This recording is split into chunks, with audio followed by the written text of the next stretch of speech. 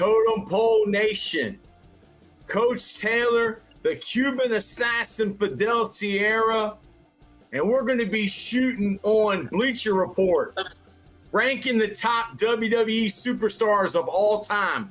Cuban, you don't have a lot of time today, but tell us what you think from being a pro wrestler of this top 50. Well, I'm a legendary Fidel Sierra, the Cuban assassin. You're right. What I want to say is this. If you got to go by the top, there's so many great athletes in professional wrestling. Whether they want to call you pro wrestler, entertainer, whatever. We're pro wrestlers. We go out there, we bust our butts, and we do the best we can. But if I had to go by the top 10 or top whatever, you have to take this into consideration. Hulk Hogan wrestled the late Andre the Giant. Okay? That was what made wrestling the biggest it had ever been when Hogan wrestled Andre. At WrestleMania 1, 2, or 3, whichever. That took off. That made wrestling bigger than life again. I mean, in my day, it was already big, but that right there just was like a whole rocket that went into the WWE, WWF. And I got to say that I would put in that top list Andre and Hogan. And yes, I would throw in The Rock and Stone Cold Steve Austin and Bret Hart. How could we leave Nature Boy Ric Flair out? The Undertaker. There's so many greats, the Roman Reigns. It just goes on and on and on. The greatness of all these guys. And that's my perspective of it, is that where it all started for WWF before it became WWE is that match between when Andre passed the torch to Hulk Hogan and let him slam him. That shook the whole wrestling world. You looked at the list, and spoiler alert, the Bleacher Report has Bret the Hitman Hart ranked at number 1. I have a theory, Fidel Sierra, the legendary Cuban assassin, that these lists are not made by human beings. These lists are made by artificial intelligence, because no one ever said Bret the Hitman Hart was better than Hulk Hogan or Ric Flair or The Rock or Stone Cold. Do you agree with that? How do you feel about Bret the Hitman Hart being number 1 on this list? I say Bret Hart is in the top 10 or top 15 or whatever, but he's not number 1. Bret Hart, I wrestled with Bret Hart before I wrestled for his dad in Calgary. We wrestled against him, me and the grappler and his brother, Owen, God bless his soul. But Bret, when he had his job, he was in that top 10 or top 15, and Shawn Michaels, they had some classic matches. But like I said, again, I have to go from what I seen in my era, and as I seen it take off, and even now I look and the wrestling's getting bigger and bigger. And what made the wrestling bigger and bigger now is not only just top, and it's not only WWE, it's that they also have AEW, which is, competitor to them. But I say it's good because it gives more wrestlers more work. But, y'all leaving Kurt Angle out. He was like in that top, to me, 15 or whatever. Amen. So it's like, how can you leave those? But like I say again, how can you leave Hulk Hogan, who I think turned the whole wrestling industry all around? Yes. With Andre the Giant. God bless Andre. I teamed with him. I wrestled against him. And, man, Andre was the man. He's the man. How can you leave them out of that top 10 or whatever? They're, to me, the top 2. Cleats and Dreams, thank you for checking in with Totem Pole. Just like the top 100 athletes since 2000. Yes, computers are coming up with this list. This is for you, Cleats and Dreams.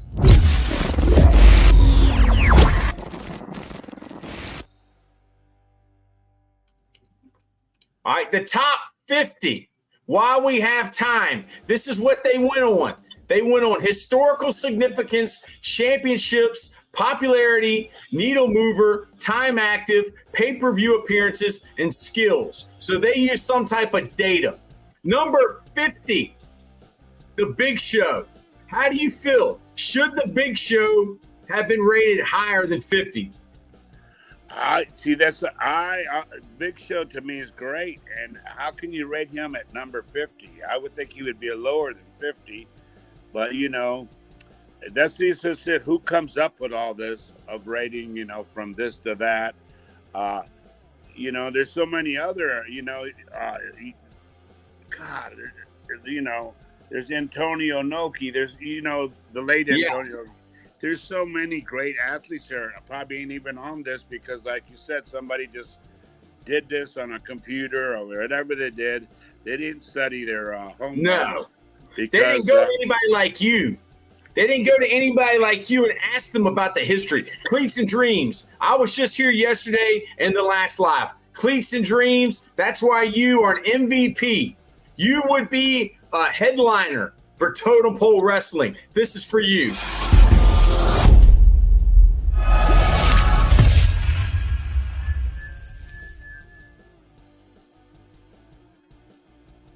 Talk a little bit about number 50. What was so great about the Big Show? I mean, he came in as the Giant, as the new Andre the Giant, and he went on to be the Big Show. Just talk a little bit about what he meant to professional wrestling and his impact.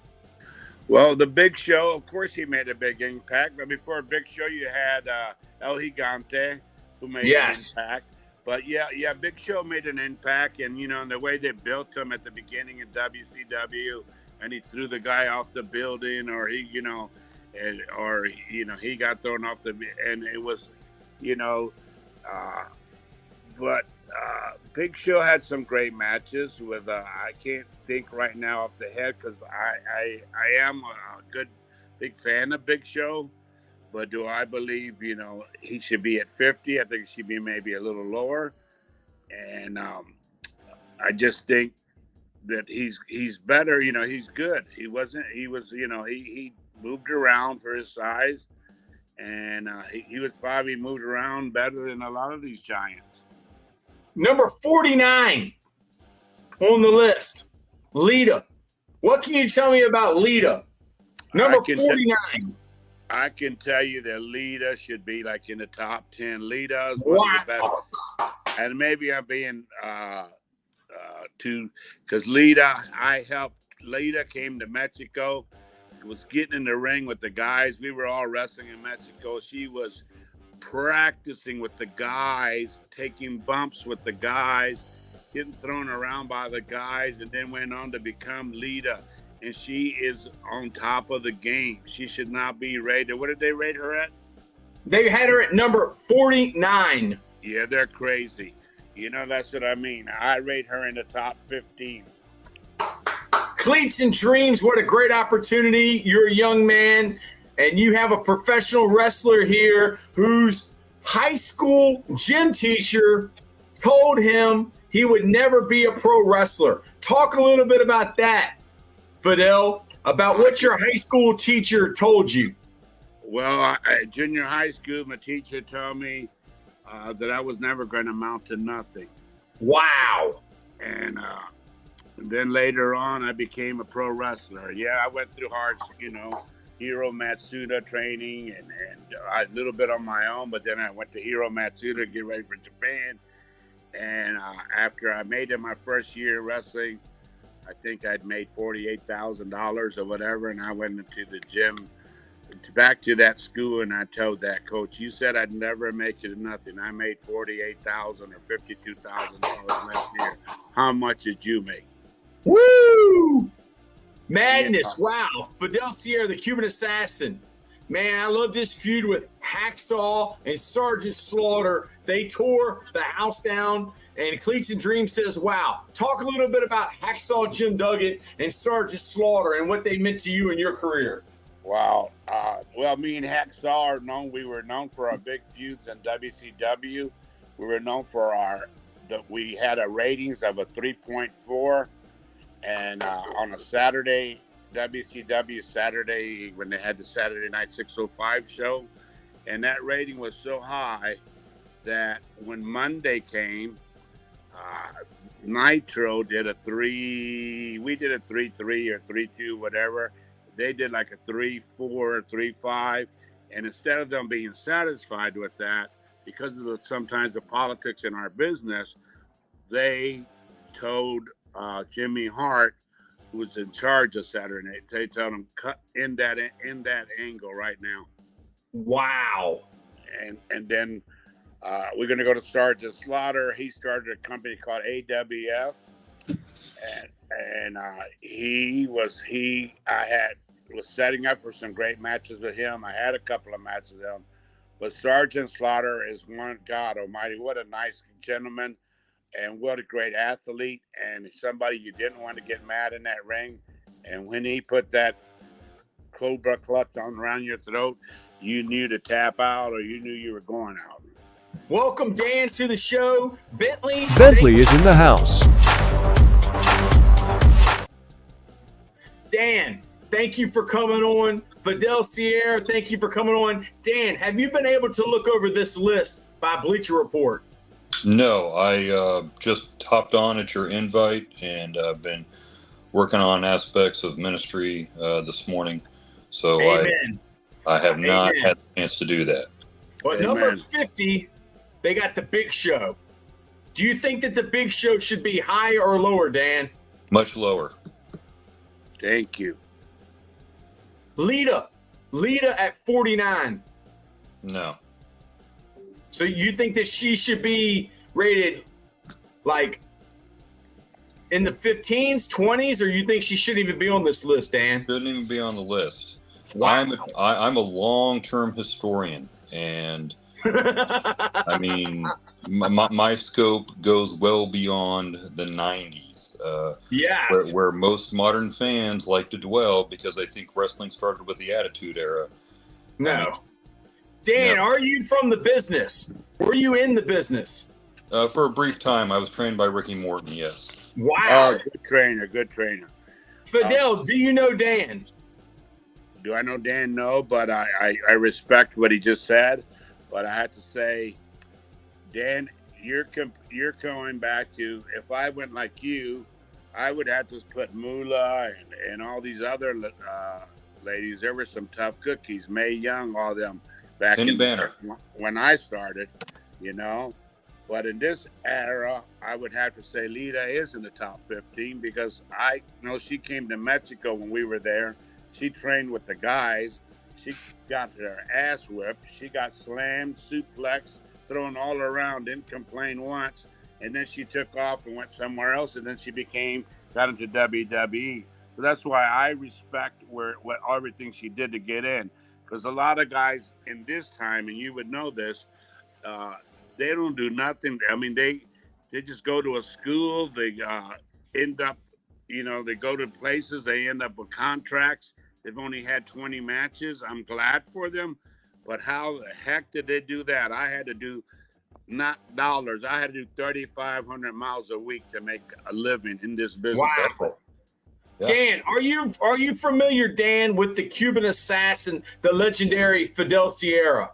Oh, very much so. And actually, I met him Thursday night at the Dan Gable Hall of Fame. Oh, man, that was great. Wasn't that not great? Talk about that, y'all. Talk about that experience. Well, I mean, that was my first time. Yeah, we're there, on an annual basis, and it has grown tremendously with the advent of Conrad Thompson, coming in, becoming a member of the board. So we have a much larger crowd now. For myself and what myself and my wife do when we go in to volunteer, we didn't have to do as much this year, honestly, because there were so many volunteers to handle the load this time. And the first years that we were going, I mean, we were staying afterwards after all the fans were gone, sometimes as long as an hour and a half just to clean things up and tear down the room and rebuild the room for what was coming the next day. Yeah, Dan, tell me if did it not jump from 250 to 300 this year? Yes. Yeah, which is wow. You know what I mean? And it was my first time, Dan, and I was so, because Gerald Briscoe had invited me so many times, and I finally got to go. And I was telling Gerald, he flew home when we flew back together, how glad I was and how professional everything was, and how many great people I got to meet there, from the people like that were helping behind the scenes to the, everybody chipped in, and because what a museum, what a great time I enjoyed as somebody being in the wrestling business over 40 years. I had the best time in Waterloo. It was great. Yes, it is. It is. That is amazing. We have so many comments coming in, y'all, from Totem Pole Nation. DCL, good morning. Coach Bald, yes, my big brother Fidel will be live this Friday in St. Petersburg. Cleats and Dreams said, are you going to make me one of those? We've been spewing. I'll play what I'm going to play for you, Cleats and Dreams. Big Show or Andre in a shoot fight. Cuban trained Lita. She's top 3 woman of all time, in my opinion, Coach Bald said. Madness said Lita's an absolute fox. Noah, the YouTube said, I feel like John Cena's number 2 and Stone Cold's number 1. Noah said, but anyways, it's Vader time. IPW Fed, I would say Eddie Guerrero is top 10. Cleats and Dreams said, I'm not really a WWE fan, but we're glad you're here. And this is for all the new members of Totem Pole that just joined us.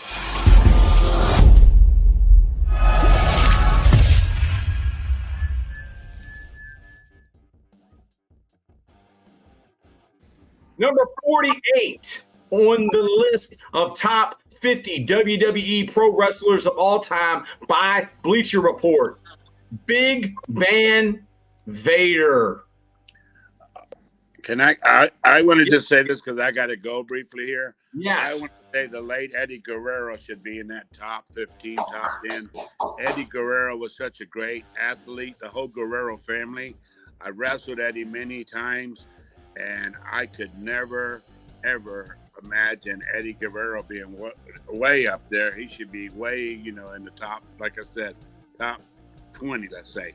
And Big Van Vader, I wrestled a lot of times, but God bless him. I don't want to talk bad about somebody that's gone, but he would be in WCW. He would handpick his opponents, that were going to put him over for TV, and he would pick the smallest guys, and he would demolish them.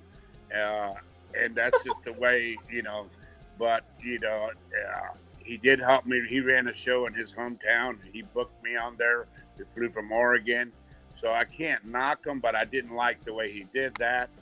And then, but I really got to go because I could get into the Paul Onendorf shoot fight behind the scenes. Well, that's for another time. I want to thank you all. Hey, my brother Waterloo was the best. God, thank you all so much. And thanks, Totem Pole Nation, Coach Bald, all of you all. Y'all are doing a great job, and it's always great to be on there. Yes, thank you so much.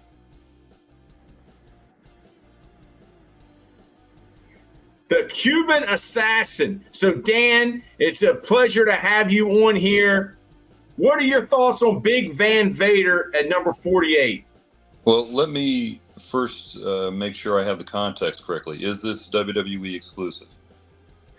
It is Bleacher Report, and it is Bleacher Report's Wrestling's top 50 greatest WWE superstars of all time rankings. Okay. It's the history of WWE. So Bleacher Report, I don't think they know everything. Here's a rundown of our panel voters. You may know some of these guys. Chris Mueller, Eric Beeston, Graham Matthews, Donald Wood, Kevin Burge, Eric Ball. What makes a top 50 WWE superstar? This is what they went by. They say, I have a theory that this is artificial intelligence, that human beings did not make this list. Historical significance, championships, popularity, needle mover, time active, pay-per-view appearances, skills, and rings. So 50 was Big Show, 49 was Lita, 48 is Vader. So did that answer your question? Because I don't really know. I'm not an expert. I'm not from the business. But I love wrestling. I always have. The scope of what it is we're referring to makes all the difference because, we get all these fanboy lists of the greatest of all time. And like I said, they tend to only go back to the 90s to current.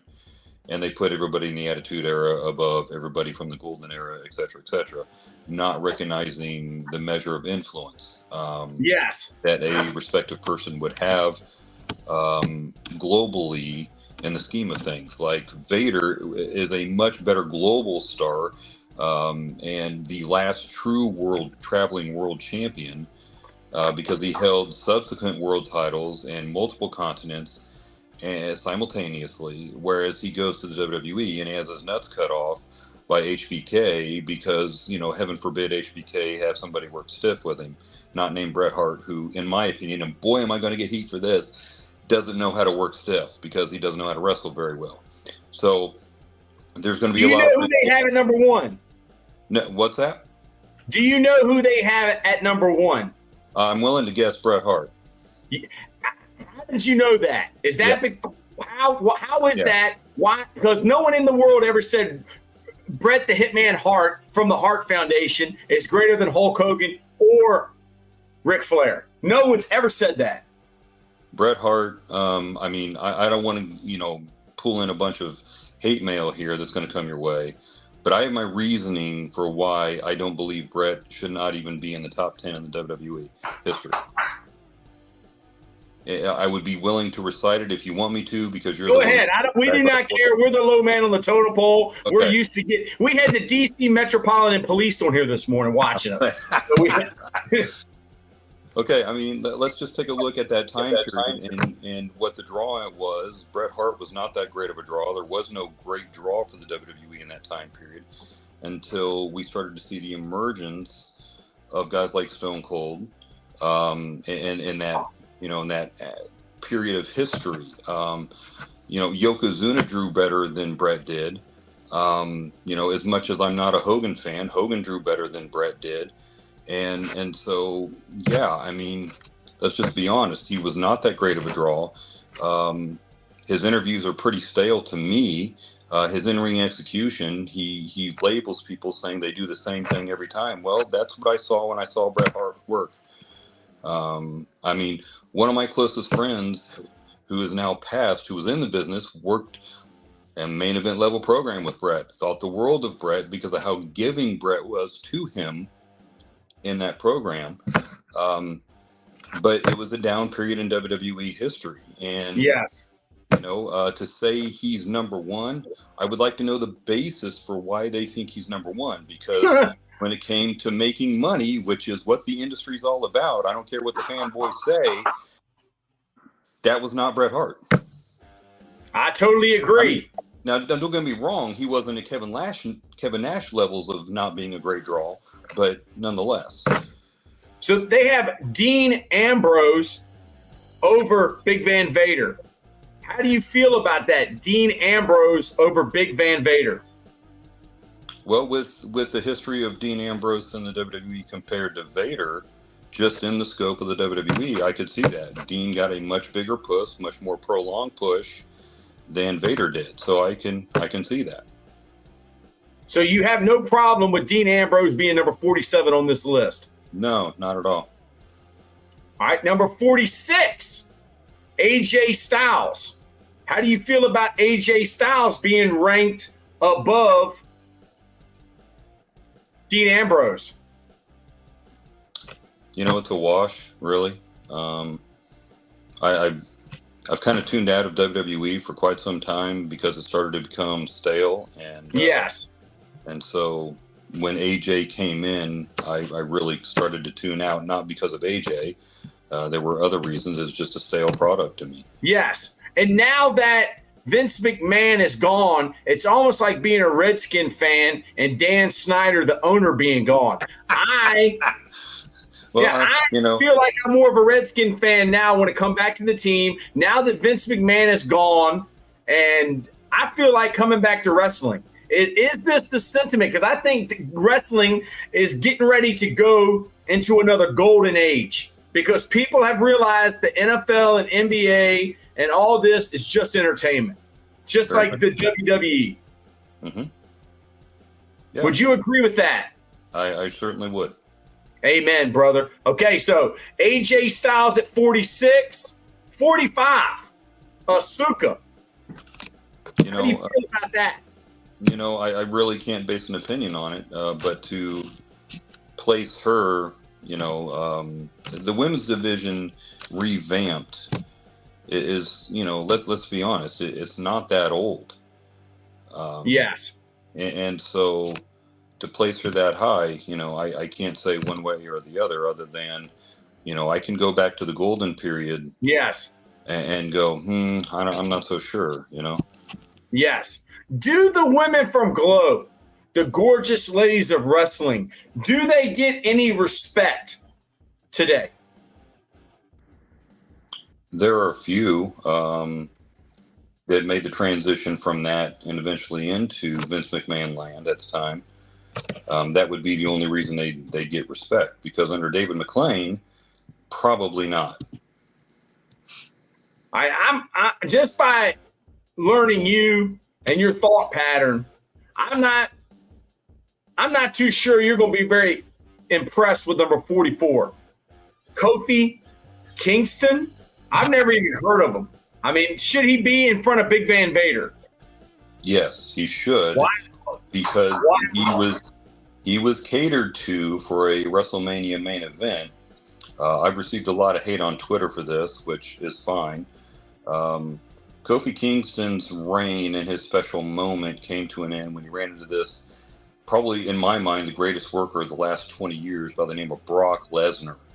Because remember, kids, the whole idea here is to make money, and nobody's made more money than Brock Lesnar. Oh, no, he's got 3 rookie cards. Yeah, I mean, NFL, UFC, and WWE. Precisely, and you name me any other wrestler that could take Vince McMahon to the woodshed and say, no, these are what my terms are. If you don't meet them, I'm not going to show up. I've got farming to do. Yes. Wow, that's amazing. Okay, wow. I did not even recognize Jeff Hardy. I thought that may be that woman that's married to the Dark Lord, with like the metal teeth and the black fingernails. I didn't recognize Jeff Hardy. Jeff Hardy is 43. How do you feel about that? Yay or nay? And tell me a little bit about Jeff Hardy, because I remember the Hardy Boys. Yeah, the Hardy Boys were good draws. They had no problem, to my knowledge, backstage putting anybody over. They were never a headache in that regard. There were other things that presented headaches for them, but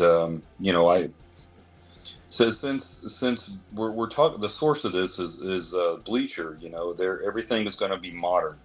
Like I said, it's going to go back to the '90s, and probably. I mean, if Pedro Morales is on this list, I will be greatly surprised, honestly, because if anybody at Bleacher Report has ever heard the name Pedro Morales, then hey, that's awesome. But I'm willing to bet that they haven't. I am willing to bet that they haven't, because the only reason they do these lists are for clicks and for views. Yeah, exactly. But again, this guy right here, woo! Comes back to money. Like you just said, it's all about clicks. It's all about generating money. It's all about generating. 42. Rick Rude, yeah, definitely. I mean, come on. I know that this guy was the women's favorite because the pop from the crowd was amazing when he rolled his abs. Yes, and really, who made the Warrior? It wasn't Hogan. And it wasn't Warrior. It was Rick Rude. Rick Rude is who got Warrior over. And Rick Rude is 42. Do you think he deserves better than 42?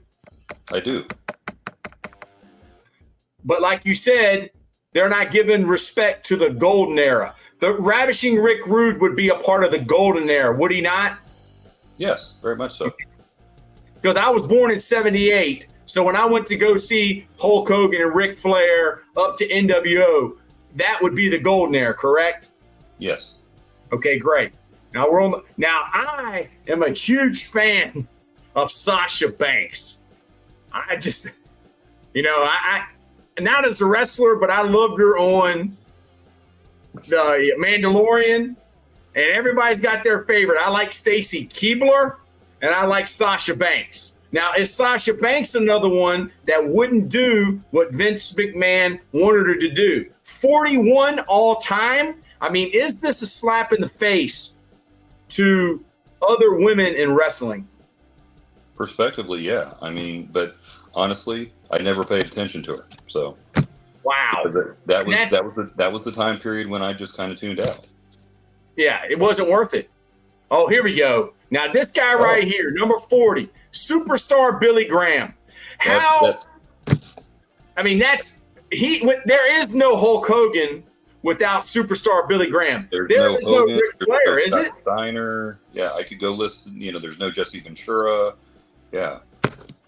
So this is the travesty right here. This is blasphemy that superstar Billy Graham is 40. How influential was he as a game changer in professional wrestling? More than Bret Hart, that's for sure. Oh, wow. He was a greater draw than Bret Hart. Let's go back and look at the criteria again, because you're an expert. I'm not. The criteria was based off of historical significance, championships, popularity, needle mover, time active, pay-per-view appearances, skills, in-ring, mic, and charisma. All right, just to go back through for anybody that's joining us, they had number 50, The Big Show, 49, 48, 47, 46, 44, Hardy's 43, Rick Rude 42, Sasha Banks, and then superstar Billy Graham. Madness says superstar Billy Graham, what a legend. 39, Rob Van Dam. I know he was a ECW, wasn't he? Should Rob Van Dam be 39? I don't know about 39, but he has a measure of influence over the modern style. And that says something. He's still a draw. If you were to put him on any show, he's going to put butts in seats. He can still go at his age. I've never heard of RVD being a headache backstage, or dare I say, trying to arrange things politically so he doesn't have to do something the promoter wants him to do. Never heard of it. As far as influence, as far as draw, as far as charisma, pay-per-view buys, so he's underrated. I mean, by what you're saying, I mean, he should definitely be better than 39. 38. Oh, here we go. I know this right here. You're going to shoot on Owen. God rest his soul. Rest in peace, Owen Hart. It was terrible what Vince McMahon did. Wanted the show to continue when he passed away. But Owen Hart at 38. Yeah. That's the big what if now, isn't it? Yes. I don't know where I would rank him, honestly, because of that whole what if, slight to him. Unfortunately, he was the greatest of the Hart family. He had a lot of tools, but he was never really given a huge opportunity to shine like Bulldog and like Bret. He was the Blue Blazer. Yes. So, I mean, he wore a mask. Yeah, they put him in a comedy act, yeah. Wow. Now, this right here, I'm glad that the legendary Cuban assassin, Fidel Sierra, is not on here, because he's liable to break something if he sees that Mr. Perfect, Kurt Hennig, is number 37. How do you feel about this? I mean, this guy, his dad was a wrestler. I mean, he was in the business. Talk a little bit about his impact, Mr. Perfect. Again, not a guy that's known for creating headaches. He's a needle mover. He puts butts in seats. He can give a fantastic promo. He if it weren't for Kurt, there would be no HBK, because HBK tend to copy Kurt's style quite a bit, especially with the excessive bumping. He was a student of the game, obviously, being second generation. And he was if I can use sports terms, he's a 5-tool player in baseball. He is. That's why he's Mr. Perfect. Right. The excellence of execution. Yeah. So definitely he should be higher on this list. Perspectively, yeah. I mean, I don't know who's ahead, but yeah. Yes.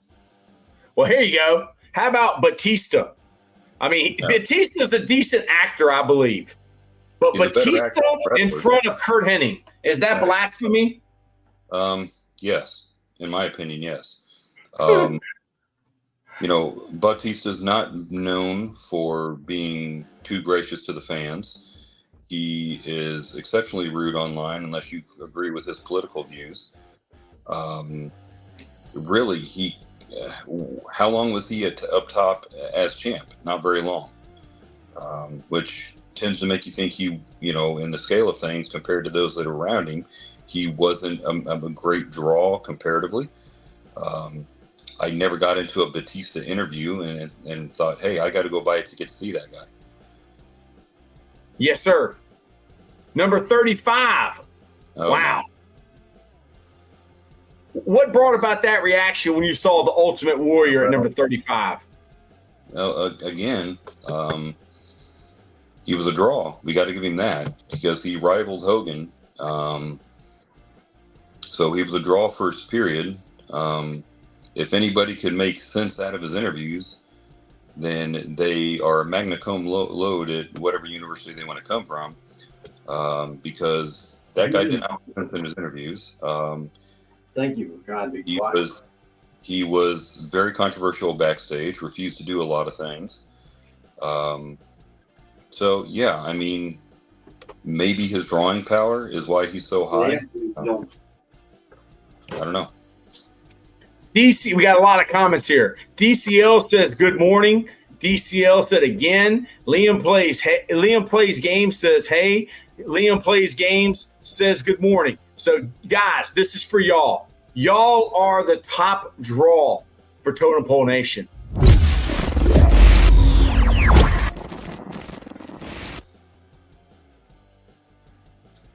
Wow. I mean, this guy right here, 34. Ric Flair and Ricky Steamboat, I saw in Richmond Coliseum. And this guy right here, DCL says, welcome to Totem Pole Nation, Liam plays. Dan, what do you think about this? This has got to hurt your heart here. 34, Ricky the Dragon Steamboat? Steamer, nobody can hold a candle to him in the way of work rate and putting people over and being extremely agreeable, even to the detriment of himself, in what they wanted him to do. Steamer's problem was he was never in. It was very similar to Barry Windham. He was never in a place long enough to finally get pushed to the main event. We never got to see Steamboat get a WWE or WWF title run. I'm not even sure if he even competed for the title because Savage was a babyface. Pretty certain the Dragon was gone by then. So yeah, I can see why he's at this spot. But the true wrestling fans respect him. Other people wouldn't even know who he was, correct? Sadly, yeah. All right, here we go. 33, Booker T. I thought Booker T would be higher because, in my opinion, and I could be totally wrong, he was one of the first truly black heavyweight champions that got a big push. Am I right or wrong about that? Oh no, you're exactly on the money there. Plus, he survived the monumental diss from The Rock on his debut. Think about Rocky Maivaia's debut? No, Booker T's. When Booker T came to the ring and Rock said, "Who in the blue hell are you?" Wow. 33. Yeah, completely castrating who Booker T is. But yet Booker T survived that. And he's still going. And I mean, he's still going. Yeah, he's still going. He refuses to hang up his boots. He runs his promotion here in Texas, down in Houston. And he's still willing to get in the ring and work. That is amazing. Now, Jake the Snake Roberts. I mean, what can you tell us about Jake the Snake? I know he played a minor role in Peanut Butter Falcon. Is Jake the Snake a good actor, or is he really just a huge jerk? I mean, that's what I wonder. You know, I've never heard anybody call Jake a jerk, honestly. He must be a great actor then. Yeah, unless it work. But you will probably, in the modern age, really, in modern wrestling, you're not going to find anybody as psychologically in tune with how to get with an audience and come across as an epic heel. Yes. As Jake. I mean, he'll even, when he does his shoot interviews and they talk about the modern era, about what's lacking today, it's the level of psychology. And if anybody psychology, I mean, I would even rate him above Arn Anderson in the way of psychology. And that's saying something. That is saying something, because it's always when you watch a movie and you really, really hate a character, that person probably is a really great actor. And he was excellent. Here we go. Kane at number 31. How do you feel about that, Dan? That's very good, because I knew Glenn back when he first debuted, not as Kane, but when he was starting to emerge out of Dean Malenko's, or not Dean Malenko, but Joe Malenko's school, including his travel to Japan, where he did worked shoots, not knowing what he was getting into. Some of those matches are on YouTube for anybody who wants to find it. He went by the name of Doomsday and other aspects, and even back then, the guy was just he was tripping over his own charisma. He was going to go places. They saddled him with a very, very horrible gimmick to start with the evil dentist, but that's typical McMahon for you. And then, with the birth of Kane, and it has longevity. And I think the world of Kane, the character, and what he was able to survive, and including all that really nasty Vince Russo stuff that he had to endure. He's a draw. He's a main eventer. He is extremely versatile. So yes. Number 30. Wow, I know Coach Bald loves Razor Ramon. Scott Hall, 30, Razor Ramon. What are your thoughts on Razor Ramon at 30? Scott Hall, when he was under Vince, I really thought this was going to be his opportunity to become a main event player. But he continually played second fiddle behind the Bret Harts, behind the Ric Flairs. I mean, they even teamed him with Flair. And when Flair first came in, and I just thought, boy, this is going to be the opportunity for him to break through. And I don't know why he never got that opportunity. Just like when he and Nash transitioned to WCW, I never understood why, unless it was the pure politics being with Hogan, as to why he never got to play as a singles main eventer. But I mean, you can't find somebody of that size. Really, it's very uncommon somebody that size has that much ability, honestly. Yes, sir. Number 29. We get a WWE diva, Trish Stratus. What do you think about this? Play says, dang, he's history right there. Yes. Woo-wee, dang, these are some good wrestlers right here and some good history. Yes. Liam plays games. DCL, we are lucky to have Dan on. Dan is a wrestling historian. Tell us about Trish Stratus and being number 29 on this list that we did not come up with. This is the Bleacher Report list. Dan, Trish Stratus, what are your thoughts on her at 29? She's still a needle mover. My gosh, she could walk into a Kroger store and everything would stop. Woo! In every aisle.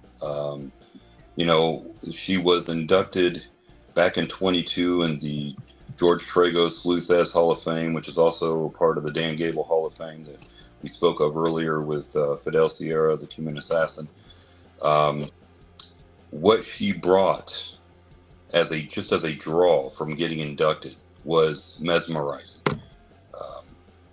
Her ability to to draw a crowd, her charisma, as well as it's not like the girl doesn't know how to work. And she was at a time period where she had to learn psychology and the aspects of proper working and not being a spot fest and not being a TNA show all the time. She could actually do everything. So yes, she deserves her spot here. 28, China. I mean, I don't think anyone has ever had more plastic surgery than China. I remember when she made her debut, and she looked like a totally different person by time. But did Vince McMahon and WWF, WWE chew her up and spit her out? Very much so. And it was actually pretty sad. Yes, very sad. And granted, I don't want to like get into too many deeply personal things, but it was almost like she was victimized by what the growing relationship between Stephanie McMahon and Triple H. You know, I'm not saying she was. It just seemed that way. The way the timing went, and how when Triple H and Steph got together, China's stock started to rapidly plummet. But I mean, look at her influence. She went to New Japan, and I mean, we're talking Japan. We're not talking about the United States here. She went to Japan and worked with guys in New Japan Pro Wrestling. That says something. Yes. I mean, I think Khloe Kardashian pretty much copied her whole style. I mean, look at her face and look at Khloe Kardashian before. I mean, she looks like Michael Jackson now. But, I mean, China may be underrated on this list. I mean, I think correct me if I'm wrong, but she may have been the real first huge WWE female superstar. I mean, I can't think of anybody that got more push than her when she was at her peak. Mm-hmm. Yeah, I would agree with that. Madness says, rest in peace, China. Absolute beast. Amen, brother. Rest in peace. Okay, now here we go.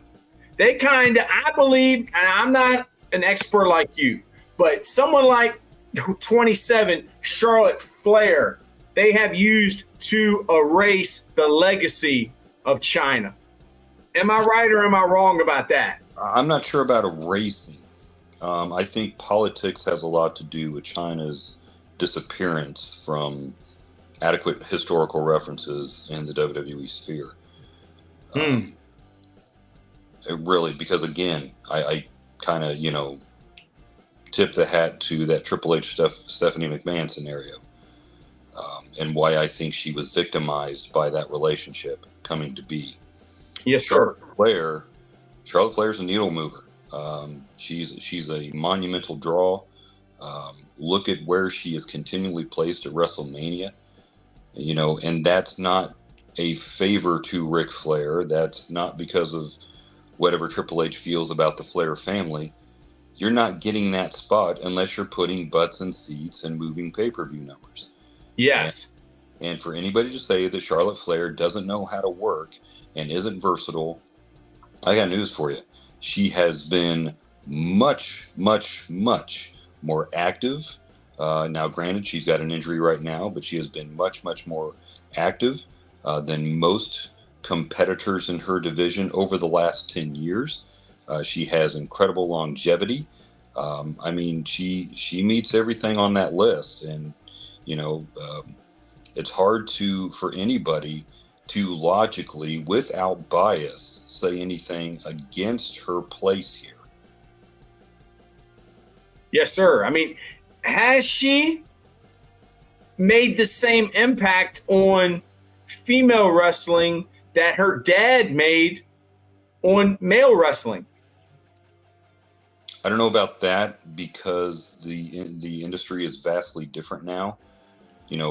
Flair to be in the territorial system. Rick, that being, obviously the breadth of his career, there were a lot of people who began to pattern themselves, their style of work, even the gimmick of the Nature Boy. I don't see too many modeling themselves after Charlotte Flair in the ladies wrestling community. Maybe in way of work rate and storytelling, but not in way of gimmick. So that might be hard to examine. Number 26. Now, I think we might be getting into some of that. Angel, thank you for saying hi. Thank you for coming on Totem Pole Nation. Today is a treat. We have a special guest, Dan. He's an expert in all things pro wrestling.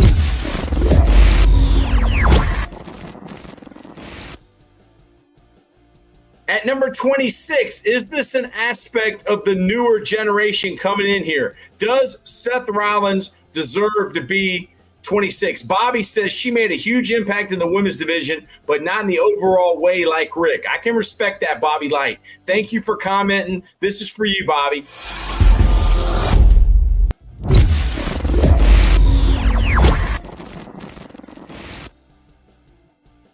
Seth Rollins, Dan, should he be at 26? I can't see that. Given the people that are behind him, I can't see that. Who is somebody that you should say definitely should be in front of Seth Rollins that we've already heard of today? Superstar Billy Graham. Wow. Hey, man, have you got anything else you want to say about Seth Rollins? Who pushed Seth Rollins over? No, I mean, I got nothing against Seth Rollins and how his place in history. I have no bias against him. But yeah, boy, seems to be a little bit of a modernist twist here to ranking, halfway down the list over Superstar Billy Graham. Ben Corin, welcome back. Hey, guys, I'm back. Ben Corin, this is for you. Thank you for being one of the headliners of Totem Pole.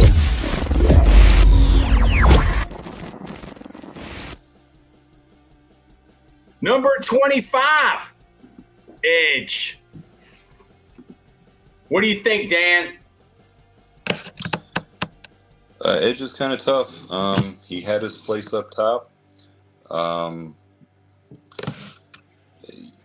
You can go back and forth as to his relationship with Christian. Those two guys, really, they made the most from their humble beginnings up in Canada and became superstars. I don't know about them historically this high. But yeah, I cannot discredit what he's been able to do, and the level of money that he's been able to generate in the industry, the amount of merchandise that he sold. Yeah, I just don't know if I'd rate him this high. Ben says, I don't really watch WWE, but I love your streams. Well, Ben, I haven't really watched WWE either, but now that Vince McMahon, the Wicked Witch, is dead, I'm back to WWE. Bobby Light 638 says Traitor Edge. Why would Bobby Light, who I don't know anything, but why is Bobby Light calling him a traitor? Because he works for AEW now, and Tony Khan, he went from organizing AEW under the principle that it's going to be a youth movement. Yes. He has absolutely money whipped WWE free agents. And for a talent like Edge and others, similar to him, it's a much better schedule. I'm sorry, man. I am sorry. But this, I'm getting upset right now. How in the world? Who? This is not made by human beings, because no one in the world ever said that Ric Flair is number 24. No human being ever said that. Especially Rick. Okay. Am I just a Ric Flair worshiper? Well, you may be. Is this accurate? This may be your opportunity to come to grips with that. So basically, I've been manipulated. I have been hypnotized by Ric Flair. It could be, and like I said, that's why these lists generate conversation, and they also possibly could make us understand our own biases. So yeah, that's the beauty of lists like this. The sad part of lists like this is you have wrestling fans that'll flame each other instead of respecting each other's opinions. Yes. Ben says, what is this about? Ben, this is a list that was fabricated by a computer because there's no way a human being put Ric Flair at 24. Would you put Rick at 24 in your list? Absolutely not. Coach Jay Freeman says, give me 3 claps and a Ric Flair. Woo. Coach Paul said Ric Flair at 24 is doo-doo. Okay. It is. So here we go. That's a very critical way to put it. Becky Lynch above Ric Flair. Sorry, that just doesn't compute. Yeah. So next slide. Yeah, that's illogical. Daniel Bryan in front of Ric Flair. Daniel Bryan. I'm sorry, Daniel Bryan in front of superstar Billy Graham. I still have a hard time with that. Don't get me wrong. Is there anything I should know about Daniel Bryan? Well, for a guy that's about 180 pounds at most, with lead in his pockets, he's an awesome storyteller. He's world traveled. He's a pretty good shooter when he wants to be. He's Conor McGregor. No, not exactly. He doesn't give us good promos, Conor McGregor, and he's not. He doesn't have the influence nationally that Conor McGregor has in his home country. But wow. I mean, I can't discredit who he is and what he was able to generate. I mean, let's be honest. He was competing against giants, very much in the way of like Rey Mysterio Jr. And he still came out on top. He's still a top draw. I can't discredit him. I don't know about him being that high historically. Again, we have a modernist, twist to this, but that I can't discredit who he is and what he's done. Bobby Light, DB above Becky is wild, and Rick not top 10 is crazy. Bobby Light, I think this is your first time on Totem Pole. We'd like to welcome you to Totem Pole Nation. We're the low man on the Totem Pole, and what a blessing it is to have Dan.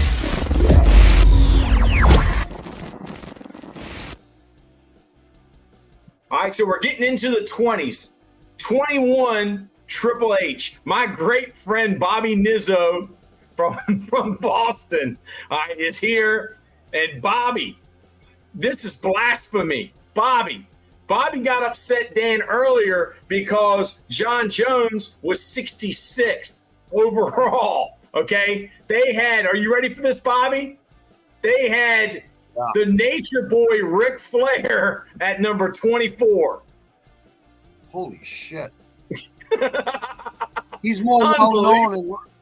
He's more well known in preordained wrestling than any other fucking wrestler ever, other than Andre the Giant. Maybe Andre the Giant, Hulk Hogan, or Mil Masters. Dan, What was superstar Billy Graham rated on this list? You remember? Yeah, another one. Lou Albano. Yeah. What was Billy Graham? What number was he? I think he was like 28 or 29, but I could be way off. Holy shit! Yeah, here, let's go back on this. Slap to the face. What about Abdul the Butcher or Jimmy Superfly Snooker? What about Snooker? No, look. What about Bob Backlund? 40. Superstar Billy Graham was 40 out of 50. Yeah. These lists are made by Fugazis. These lists are made. Hey, I hate to rain on your parade, but look at Bobby Nizzo. Smitty, 517 says, I'm from Boston. Dave Portnoy is from Boston. In the Granite is a phony. Dave Portnoy is the real deal. Unlike I'm a faker. Really? You sent the cops in the fucking street. There's no way. You little fucking fuck boy.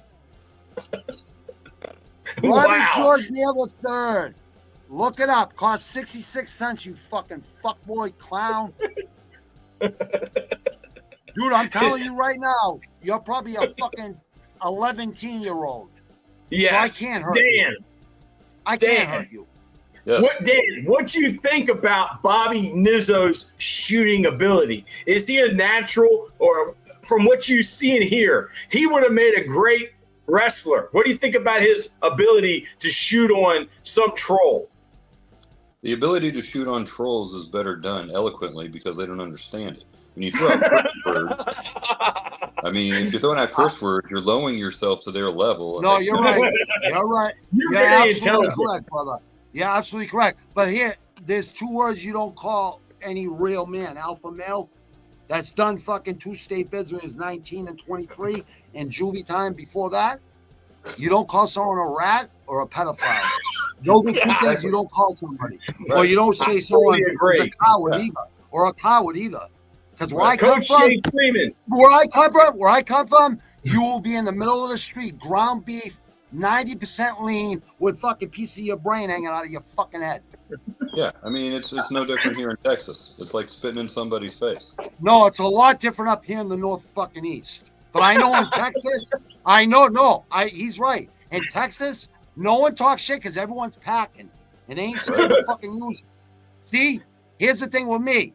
I only pack if someone brings a gun because they can't fight. I'd rather fight a million times over. I get more satisfaction that way.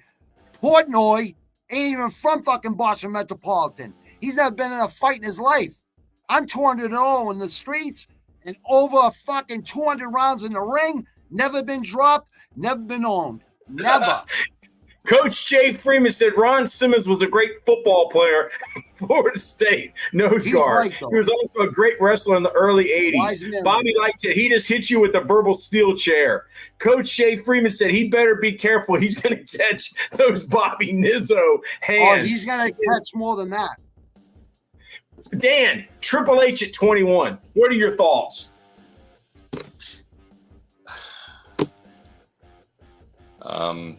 Politically, I agree to disagree. It's kind of hard to disagree with what he was able to do. And plus, let's take a look at what he's done since taking the helm.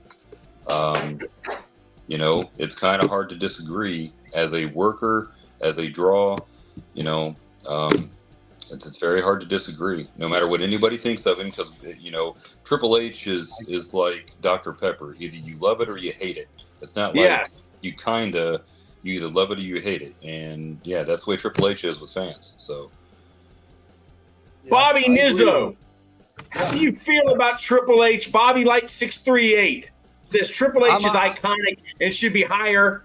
Help save the WWE. Listen, I'm a elite fighting, elite boxing, elite mixed martial arts, and Muay Thai, right? And kickboxing, right? Yes. So this ain't my area of expertise, but I did watch fucking WrestleMania 1 and 2, and prior to that, Abdul the Butcher, all those guys, the Hart Foundation, Bob Backlund, the Moondogs, Jimmy Superfly Snuka, all those guys, Tony Gurria, Rick Martel, like when it was tag teams, all that shit, Mil Mascaris, Jesus, who else? Dan, hey Bobby, we got somebody right here you're gonna know about, and I'm gonna love to hear Sergeant Slaughter. Sergeant Slaughter. I'm gonna love to hear Dan's take on this next guy, and then your take from being an MMA guy. Dan, CM Punk, number 20. CM Punk above Ric Flair and superstar Billy Graham. Remember, the scope here is WWF history, WWE history. Yeah, but a lot of people like CM Punk, even in the MMA world. A lot of people like him. I don't like him myself, but I respect him. Yeah, exactly. And he is an incredible draw. You're not going to find anybody that generates more of a backlash on social media than CM Punk. I'll be honest with you. He's right. He's right. He's right. Bobby Nizzo, would you get it? Like Chicago or not, he represents Chicago and the Chicago way of thinking. And I love Chicago. And so, you love Chicago. I love Chicago and Detroit, except for that fucking little maggot from Detroit in the fucking chat over there. Yeah, Smitty 517. Yeah, 517. He said he was from So fucking Dan, Boston. you think lie, the CM Punk should be 20? You lie more than the Democratic Party fucking lies, dude. Dan, do you think CM Punk should be 20? No. Bobby Should Nizzo. he be on the list? Yeah, but not 20. Yes, sir. Bobby Nizzo. Would you get in the octagon with CM Punk? Yeah, I get in an octagon with any fucking man. I get in the ring with any man. I get in the street with any man. Any man. Yes. And CM Punk, man. Would CM Punk get punked out in the octagon with Bobby Nizzo? I would say he'd be eating a flying fucking switch knee. If not, Randy Orton, number 19, which I find to be blasphemy because there would be no Randy Orton without Ric Flair and with superstar Billy Graham. So, Dan, Randy Orton at 19. What are your thoughts? Yeah, he deserves to be on the list, but not this high. What was Randy Orton's dad's name? I'm sure Bobby Nizzo remembers him. Bob Orton. Yeah, Bob Orton Jr. Right? Yes. I remember, do you remember Bob Orton? Wrestling? I remember when the Vince McMahon's father, they used to go down south down there, and like they had a lock on it down south with AEW, all the other promotions. But those guys had balls, the father and Vince, because they went down there and took it all over. So you got to give them credit. They ate up all those fucking promotions, and that was an unwritten rule. It's true. Did the McMahons buy everything? They didn't necessarily buy everything. No, they monopolized. They monopolized, and they did a great level of business strategy for TV, and they put the emphasis of their product in production, not in ring, and not in arena, and like that a soap opera, kind of like a male soap opera. Precisely. Eddie Guerrero, number 18. He knows it. Hey, Bobby, you have a mutual friend. Bobby, you have a mutual friend with Dan. Do you know who it is? Oh, yeah. I'm pretty sure. Coach Bald. Oh, absolutely. Eddie Guerrero, number 18. Would Fidel Sierra be upset with Eddie Guerrero being this low, Dan? And do you think he's at the right spot? I think he's too low, honestly, because what Eddie Guerrero was able to do to broaden the audience and capture everybody, no matter what their skin color is, I mean, in the modern era, it's uncompared. There's nobody else like Eddie Guerrero. Nobody. Wow. The only exception to that quote may possibly be Rey Mysterio Jr., and that was a little different because of his size. But, I mean, yeah, there's only one Eddie Guerrero, really. Or Ricky Steamboat. Ricky the Dragon Steamboat, maybe. Ricky the Steamboat was what number? He was like 27? Yeah, 27, if I remember right. Something like that. Those guys should be higher up in, like, in the top 20 somewhere. Now, this is going to be fun right here because, Dan, you're the pro wrestling expert, and Bobby Nizzo is the MMA fighting expert. I've done my research on the WWF and all the other ones down, back in the days. You know what I mean? Yes. Brock Lesnar, Dan. I know more than my fair share about him. He's definitely the expert. He's definitely the expert. Dan, Brock Lesnar, number 17. What are your thoughts on that? Brock Lesnar should be much higher. He is the greatest, like I said, he is the greatest worker of the last 20 years. And heavyweight champ in the UFC too. What's that? Well, I'm very heavyweight champ in the UFC too. I'm more aware of Brock Lesnar than you are, brother. I'm willing to bet because trust me. But I'm just saying. For someone to go from wrestling Can you talk to me about what he did in Minnesota? Can you talk to me about who he trained with? No, I can't. I told you, you're the expert. I told you, you're the expert, bro. All I know is, brother, I've been in the MMA industry also. Okay, all the way back to Don Fry. I chaperoned Don Fry this weekend. I chaperoned Don Fry this weekend at the Hall of Fame. So Don Fry's the man. All right, so I'm not throwing fire at you. I'm just saying you're not the only one. No. You speak your mind, brother. Okay, so Brock Lesnar needs to be higher on this list in the scope of WWE history. He has never done anything outside of a main event program, and he has only competed for world titles. He has been the draw no matter where he went and no matter what he did, whether it was in New Japan or whether it was in the WWE. I mean, you cannot compare Brock Lesnar to much of anybody else in the modern era. Plus, he is the most athletic freak that we have seen in the last 20 years. There's only one guy that could throw Brock around on the wrestling mat, and that was Cole Conrad. And so he brought Cole Conrad in to help him train. What's that? And Overeem too. No, Overeem did not out wrestle him per se. Overeem beat his fucking ass. Well, Overeem did not out wrestle. You're right. No, you're right. You're right. Yeah. He beat his ass. He didn't out wrestle him. You're right. Yeah. Okay. Right. So, Cole Conrad was the only man alive that can throw Brock Lesnar around on the mat. So Brock brought him in to help train for UFC.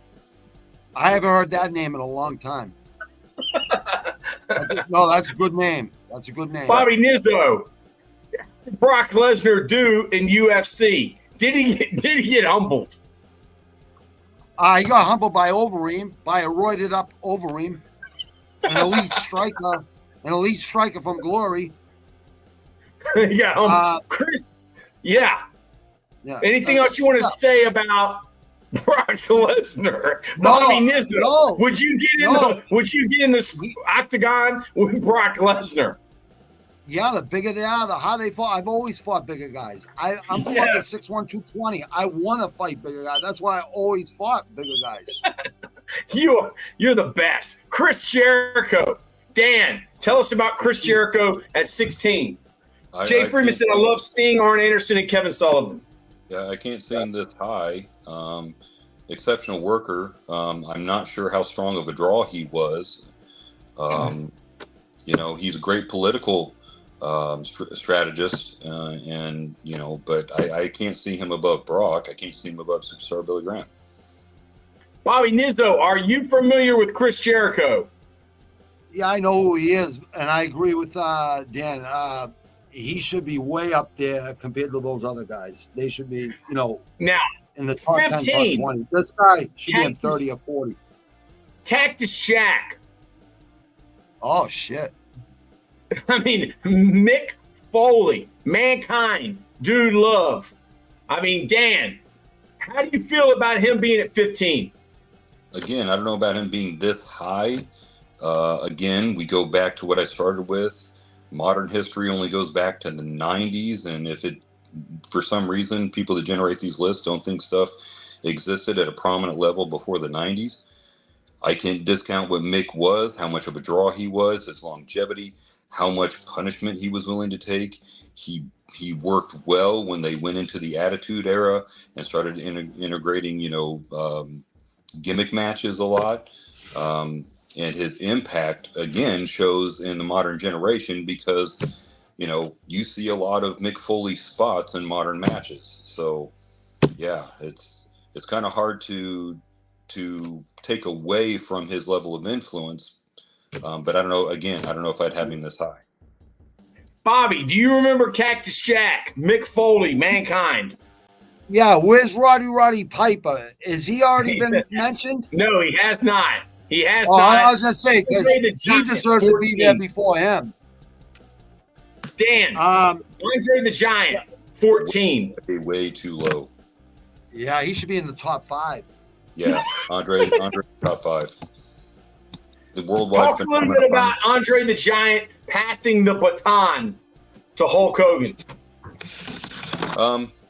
There's a lot of lies that went along with that. Hogan was not the first to slam him. Hogan was not the first to beat him. A lot of lies involved with that. A lot of marketing with Vince McMahon. I mean, Ronnie Garvin body slammed him. Harley Race body slammed him. Right. Ronnie Garvin beat him. Matter of fact, Ronnie Garvin beat him in a handicap match when Andre had a partner. So yeah, a lot of lies that were shown in the marketing for WrestleMania 3. By that point, Andre was beaten down anyways, knowing he was on his last legs. But what he gave and his impact and his influence, when you go back to watch him, even in the first 20 years of his career, the bumps that he would take, especially for Antonio Inoki.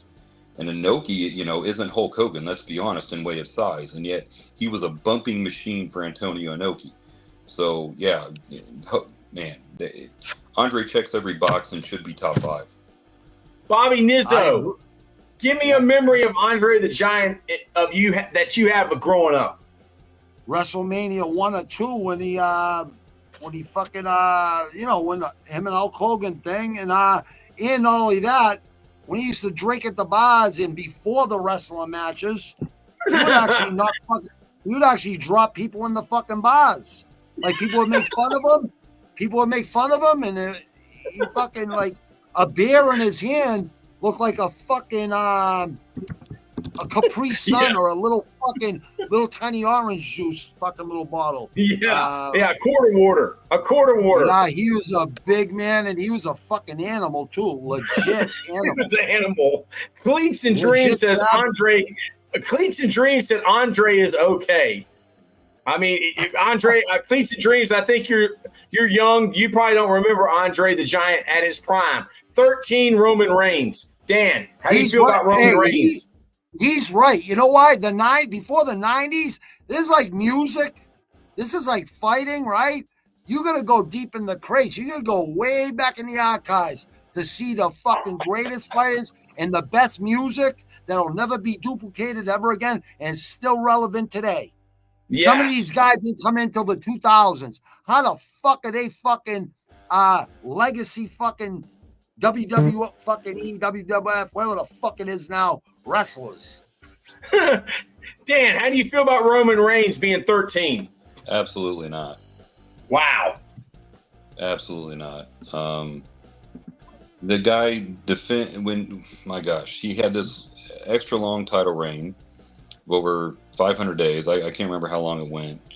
And, it's like he defended the title, I think, 3 times a year on average, because he was battling sickness and they would not take the title off of him. So he was off TV more than he was on. He was not generating pay-per-view revenue more than he was generating pay-per-view revenue. Again, revisionist spin here, because he was the kingpin for the last 3-4 years, and so that's probably why he's this high. But in the scope of history for this organization, for this territory, or however you want to put the WWE, basing it all the way back to the very beginnings when it was WWF, you can't put him this high. There's no way. Cleats and Dreams said Roman Reigns should be top 5. No way. Bobby Nizzo, do you even know who Roman Reigns is? Have you ever heard of him? Pizza with nothing. Never heard of him. Never heard of him. Never heard of him. Honest. 12, Rey Mysterio. Dan, how do you feel about that, Rey Mysterio? We're almost in the top 10. A lot of people love Rey Mysterio. Yeah, he is a huge draw, very much in the vein of Eddie Guerrero. He didn't have, I don't think Here's he has another the one. Eddie has, but he is a huge draw wherever he goes, whatever it is he does. He's been banged up quite a bit, but when you work that style, that's what's going to happen. And I'll be honest with you, I'm surprised he's lasted this long given that style. So he's definitely got longevity. He's definitely persevered. He does generate money. But again, we go back to being a headliner. He had splashes here and there. He had a few cups of coffee here and there, but he's always in a mid, level program at worst. So I don't know about him being this high again, but yeah, you can't discredit what he's done. Bobby Nizzo, what do you think about Rey Mysterio? I think he said it perfectly with class and dignity and honor. I think he deserves exactly what he said. I don't want to. All I know is I've never heard anyone say anything bad about the guy. Never. Yeah. A great American, just like Bobby Nizzo, just like Dan, a great American. Kurt Angle. Amen. Should Kurt Angle be 11, Dan? I don't know about 11, but what he was able to do by being a type A personality, a gold medalist from the Olympics, and that's my background, is amateur wrestling and the amateur wrestling community. Guys like Kurt Angle are they're willing to sacrifice at levels most human beings won't to get to where they want to go and do what they want to do. He's a top draw no matter where he went. He my gosh, what he did in TNA or Impact or whatever name they were when he was there, it stands on its own. What he did in Japan stands on its own. Top draw everywhere. As far as his WWE history, I don't know if it's, if I'd put him in at 11, but wow, he did everything they asked him to do and came out of it smelling like a rose, even when they made him look like a goof. Kurt Angle, Bobby Nizzo. Kurt Angle seems like the type of guy that would be hanging around with Bobby Nizzo and y'all would go wreck the bar together. Could you see that happening? If I was hanging out with the guy fucking in the 80s and 90s, yeah, it would probably been a fucking pretty that would be pretty likely. Yes. That guy, he's a gold medalist in wrestling, right? Freestyle wrestling in the Olympics, right? Yeah, Yes. he's the real deal. He's the real deal. He's like fucking Bob Backlund and all those guys and fucking who else? The was, Iron Sheik. The Iron Sheik. The Iron Sheik. Is he Danny still alive? Hodge, Or Rasky. he died recently, right? Or is he Iron still Sheik alive? died. Yeah, but he was trying to get his life back together, right? And then he slipped again, right? He slipped with drugs and shit. Yeah, the Iron Sheik was a fucking. Now this is un-American. I like what he said about what he said about this is un-American. I believe this list might have been made by the Chinese. Because I was just going to say that. Ric Flair was 26, and we have a philosophy that these lists make us want to hate ourselves, hate America. But to put Ric Flair at 26 and put Hulk Hogan at 10, there's some type of, does Disney own Bleacher Report? Who owns Bleacher Report? I need to know. Dan, would wrestling be what it is today without the great American himself who can still go to the Republican National Convention and get a pop like no one else? Hulk Hogan at 10. It's funny you bring that up because when I held service at the Dan Gable Hall of Fame Saturday, I brought up that Dan we're Gable. There's another one. Yeah, we're mainstream, but the rest of humanity doesn't want to recognize it because we had a representative at the Republican National Convention. And, granted, Hogan's day is come and gone, but there is only two other names in history in the scope of this list of being WWF, WWE, etc., that there's only two other names that are greater. And the scope of history for what they do and the money generated, that's Stone Cold and The Rock. To have him this far back. I just did a little research. Y'all. And Dan Gable, guys like Dan Gable respect Hulk Hogan 100% too. Dan Gable is A+ wrestling. Dan, you know Dan Gable, do you not? I do, yes. Yeah, he just said he was with him this weekend. Dan Gable, because I want to tell y'all something. The people that own Bleacher Report are TNT, Turner Network, the Turner Broadcast System. Is this a sabotage? I mean, do the Chinese own Ted Turner and Jane Fonda? Well, you got to remember that 10 and Ric Flair 26. Turner himself doesn't own TNT anymore. That was sold to Time Warner. Wow. Yep. He's right. And so who owns Time Warner? Yeah, I'm not even John sure Cena Time Warner owns Time Warner anymore. Hulk Hogan is 10. I mean, this list should be thrown up and ripped down. You I would said, agree dude, with that. they are trying to rewrite history. They're trying to tell kids who their heroes are. That the number one wrestler of all time Yep. is a Canadian.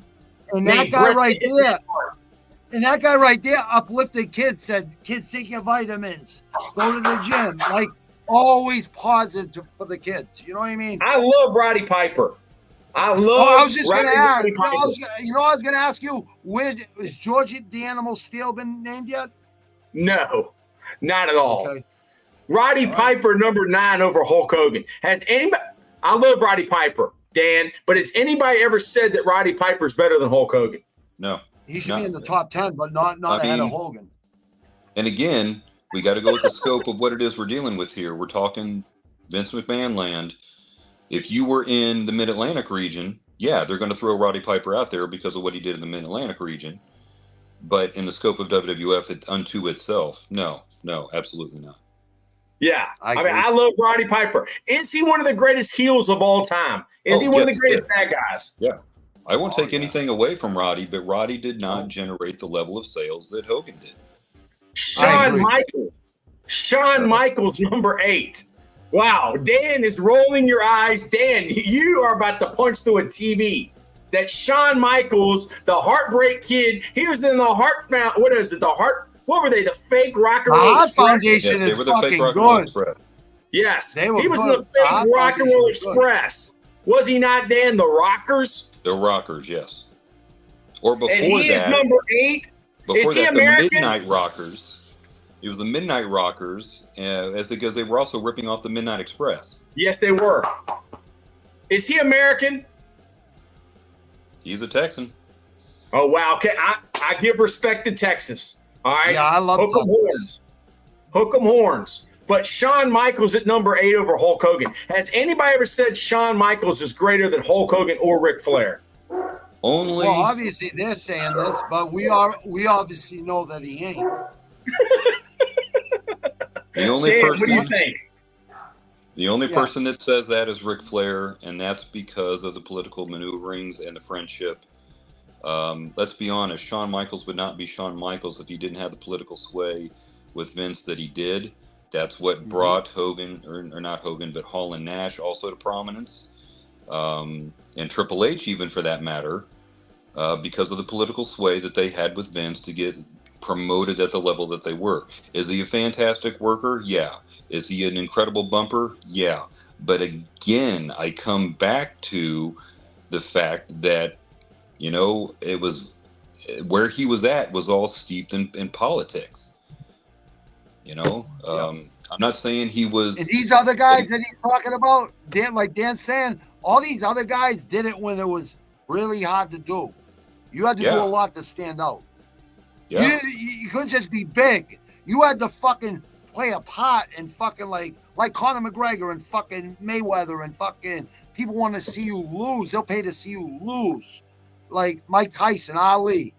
Like in WWF, WWE history, like these are the guys, and way even prior to WWF, like these guys, the older generation, those are the guys that fucking made it possible for these guys to do it.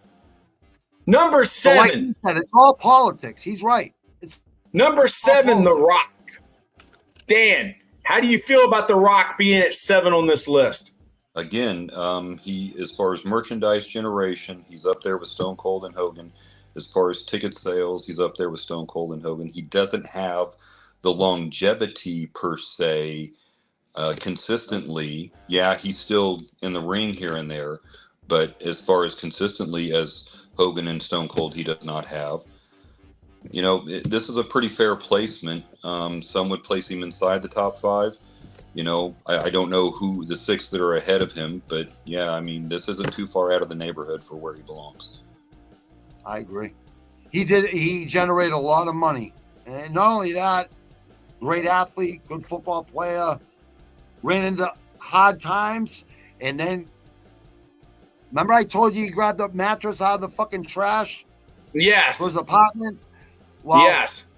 That's why I respect him so much, because when you get down, you get back up again, and because you could always make money. It's like billionaires. If they don't have their health is wealth. You don't have your health, A billionaire would give all their money away for their health because they know they can make that billion again or a couple Elizabeth, million again. this is for you. Elizabeth is in the house.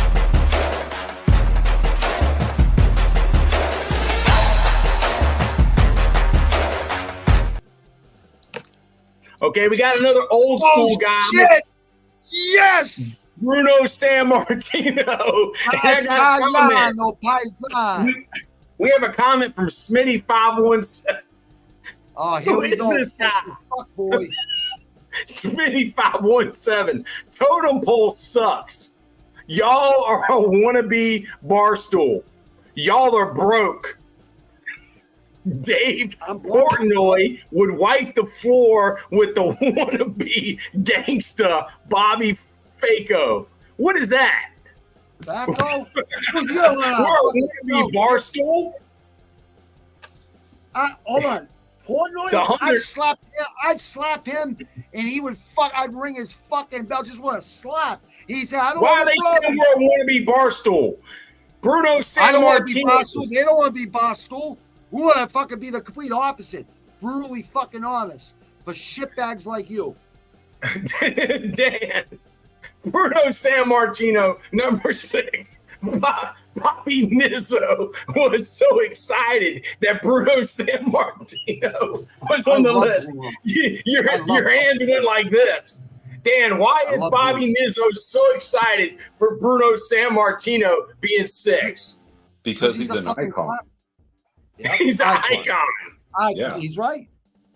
Bruno Sammartino is a cultural icon.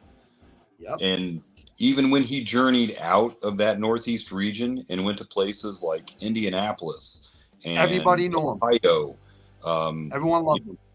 He drew. He would look how often Shui Baba brought him in Japan. You can't tell me there were a bunch of Italians in Japan during that time period. Honestly, no, they weren't allowed to be. Right. And so, Bobby Nizzo knows. So let's be honest. The guy is an icon, and to having it 6 again, I think that's a bit of a slight, to say the least. But nonetheless, at least he made the top 10 with these people, and I'm putting that as nicely as I can, that generated this list. Yeah. Bobby, how do you feel about Bruno Sammartino? You were so excited, dude. Your hands were up. He's epic. And then we get this comment from Smitty517. Well, that kid right there, I'll fucking bang his head off.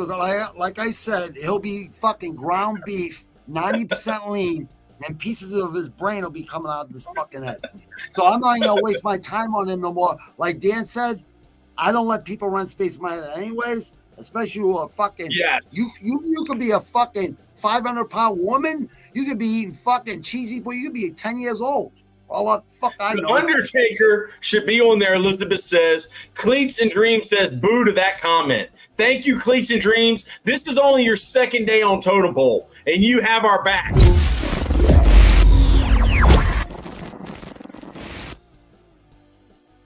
Okay, number 5. Bobby Nizzo, you said that the Chinese own John Cena. Dan, John Cena, number 5. What are your thoughts? Yeah, let Dan go. So since John Cena is Hollywood now, and we have seen John Cena humiliated, there's a humiliation ritual that goes on in Hollywood to become an A-lister. Who owns Hollywood? The Chinese. Wow. So it's just a matter of connecting the dots and knowing what truly happens instead of feeding off of the garbage that the media sends you. And being honest. Yeah, I mean, so yes, John Cena is owned, bought and paid for, no different than LeBron James. Wow. Exactly. Now, Bobby Nizzo. I mean, Dan, you guys know too much about John Cena? Dan said, I want to hear what Bobby has to say about John Cena. I just, he's a cop and his father's a cop, right? And they're from Massachusetts, right? Yes. They're from Massachusetts, right? Yeah. And I know some fucking younger drill rappers that actually like John Cena that I actually respect from Dorchester, right here, 3 miles away from me. Yes. And they're fucking solid dudes too. For this generation, they're real fucking solid. A lot of people like John Cena. I didn't like when he fucking apologized to the Chinese government. Nope. I think that's a fucking. Yeah, he apologized. Why did he apologize to the Chinese government, Bobby? I don't know why, but I seen him apologize online or on TV. I don't even watch the news. I don't even watch TV. I watch, I just watch. I got smart TVs with all the fucking apps. We got rid of cable in fucking 2019. So Dan, why did he apologize to the Chinese? Ask Dan. I think Dan remembers this. I don't know off the top of my head. If I remember correctly, they did a show in China. If I remember right, they did a show in China, and he did something that he wasn't supposed to do, since that level of control over the messages sent and things of that sort. But I can't remember specifically what it is. Let me look it up right quick here. Cleats and Dreams says laugh out he loud had to the Chinese. apologize though, didn't he? Didn't he have to apologize? Okay, he called Taiwan a country, which the Chinese disagree with because they believe Taiwan belongs to them, and so yeah, he put. Here's what I gotta say: once some get some. Once some get some.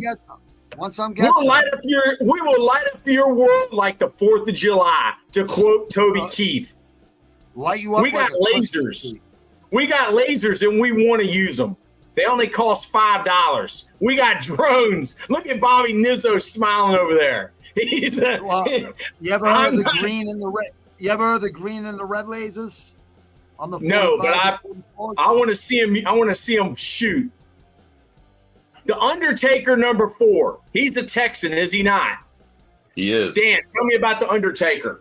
The Undertaker is, with the possible exception of the Road Warriors, the greatest gimmick in professional wrestling history.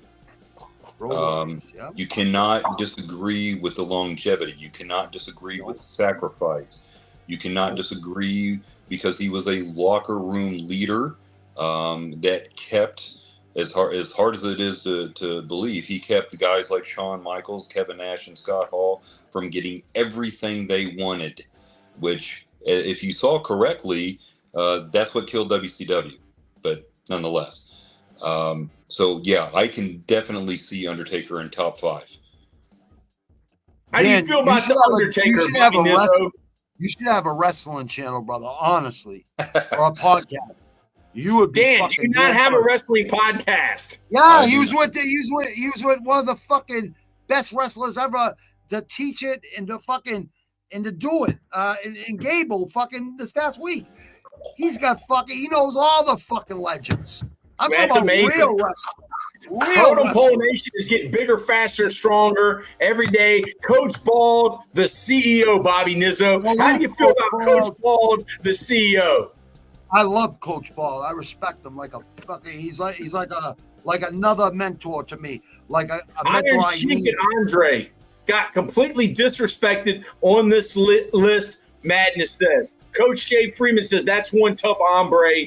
Dan is amazing about WWE wrestling knowledge. Dan knows it all. I mean, WWF. Now, Coach Bald and Madness. He knows about life, too, because he gave me a little advice earlier, and I said right away, you're right. You're right, Dan. Yes. Macho Man Randy Savage, number 3. How important, Dan, was Macho Man Randy Savage to pro wrestling? Savage had a great impact on pro wrestling. He's not top 3 in WWE history. No. Because top of 10. history, top 10, maybe. Because he was consistently in Hogan's shadow, and he never got over Hogan. You're right. Hogan's shadow. Every time Savage had the belt, he lost it to Hogan. Or they become allies, right? Yeah. So Hogan always stole his thunder, and even when they were in WCW, he always had his thunder stolen by Hogan. He was not the draw Hogan was. He did not generate the merchandise sales that Hogan did. I would never say anything against his in-ring ability or his charisma or his ability to do a promo. But as much as I prefer Macho to Hogan, he should not be ranked above Hogan historically in the WWF or the WWE. Fleets and Dreams says, if Totem Pole Nation is getting better, then let's stop saying bad words. Cleats and Dreams, we apologize for any bad language. And we will try to do better. Bobby Nizzo has gotten pretty fired up. There's some very strong allegations out there from this Smitty 517. It's all good. It's all good, right? Yes. Hold on. Yeah, I mean, he's called him a rat. Hold on. He's called him an informant. He's called him a this fed. week, I'm gonna go to judges that were my probation officers and lawyers. Now listen to me. Would I be able to go see those judges if I was a rat? They don't respect rats. And for him to call me a rat, whatever the fuck that is, that don't even know me. And the other day, 3 days ago, saying he's from Massachusetts, he's from fucking Detroit. Right? Hold on. I did time for my union 6 months after I fell off my stairs and fractured my cell because I wouldn't tell on my dead friend. How the fuck am I gonna tell on my fucking worst enemies? Like in prison, Latin Kings, all the gangbangers respected me because I was in juvie with all of them. And that was they all said that's a white boy that don't fucking play. Number 2 on the Bleacher Report top 50 WWE wrestlers of all time, Stone Cold Steve Austin. Dan, Stone Cold's impact on pro wrestling. What do you think? If I could use a phrase from Bob Barker, I'm sorry, that's incorrect. Wow. This guy's number 1. He's the greatest to this day, 30 years after the fact, practically. Pretty damn good. He's still top 5 merchandise. A lot of people love him. Nobody generated money like Austin did. Nobody could throw a promo in that time period like Austin, with the exception of The Rock. Nobody look at all the people that he helped make. Triple H? He helped make Triple H and The Rock, right? And exactly. So they copied his style. They copied his steez. Yes. Plus, he was smart enough to stay the hell away from a program with Hogan, so Hogan wouldn't suck the life out of him and become Macho Man number 2. Okay? So this guy is number 1. I don't know how anybody could say anything different based upon the criteria that these idiots at the Bleacher Report generate for their criteria and their messed up ranking. This guy's number 1 in everything. You cannot take anything away from Steve Austin. Dan and Bobby. Stone Cold. I want to get Stone Cold on the podcast with you two guys. I want to see Coach Bald in there because Coach Bald's a huge. It's the first time I've seen you smile all day, Dan. When I said Stone Cold coming on the podcast, you smiled. Dan, if that happens, would that be a miracle? I'm sorry? Would that be a miracle if Stone Cold came on this podcast with you and Bobby Nizzo? And I'll let Coach Bald handle that. That would be as much of a miracle as the resident in Chief surviving the year. Yeah. Wow. That's amazing. Dan's a class act, huh? All right, so Bobby Nizzo, Derek Russell says, yo, what up? Derek Russell, we've gone through this Bleacher Report list with the fine-tooth comb with our resident expert of pro wrestling, Dan, a.k.a. Coach Bald's homie, and Bobby Nizzo. Bobby Nizzo he's refrained himself from Smitty 517. He's going after this guy. All right? I'm going to show you. I'm going to show you. You're not going to be around much longer.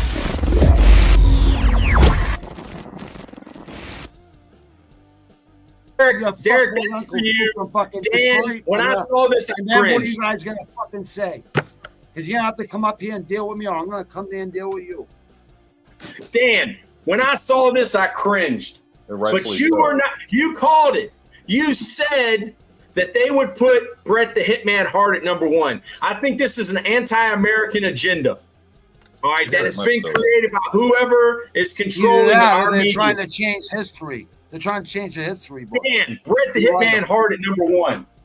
No. He's the most technical wrestler ever. The most technical.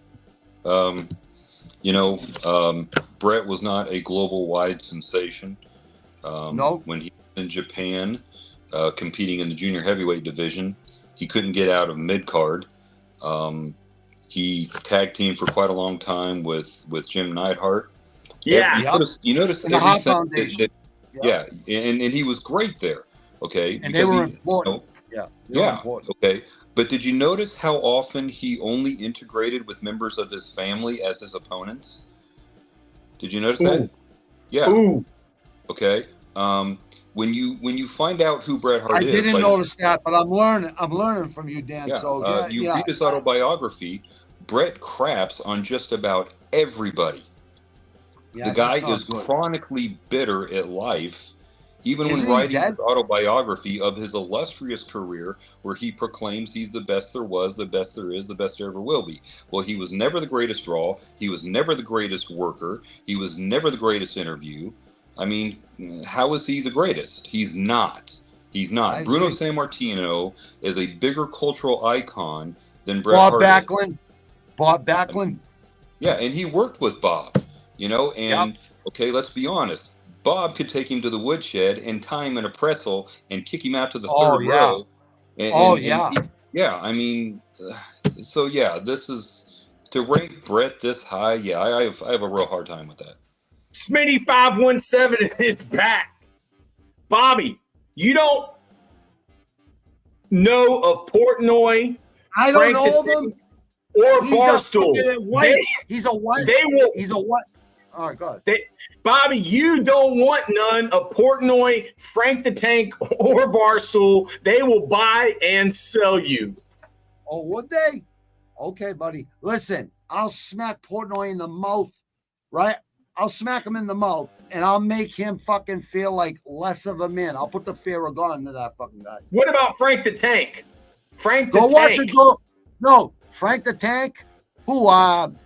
The guy that fucking shit on The fucking Mets John fan. McCarthy. Big fat guy with the Mets fan. The Mets fan, Frank the Tank. We'll find out. Dan, thank you so much for coming on. Well, thank you for having me. Yeah, Total Dan. Pole You're a Nation. good And dude, man. if You're there's a good anybody man. that knows wrestling more than you, I want to meet him. And that's because of I'll tell Coach Paul.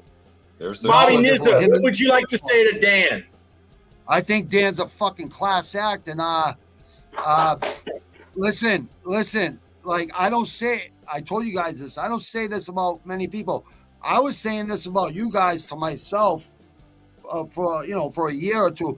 And me and Coach Ball like had little interactions for like 2 years, like in Rush Hour MMA back when it was Rush Hour MMA. Now it's Rush Hour Fight Club. But yeah, I think Coach Bald and him talking wrestling would be epic. Would be epic. With you being the in between guy, asking the questions, and I'd just sit there and go, yup. Yes. Yep. You And take care of Smitty 517. You take care of Smitty 517, who must be Dave Portnoy and Frank the Tank and Barstool fan. Dude, I'm a professional pro, straight up killers. Guys that fucking kill people. You understand? Shut the fuck up. Shut the fuck up. Dan, thank you very much for coming on. Dan, thank you. I'm sorry for my language, brother.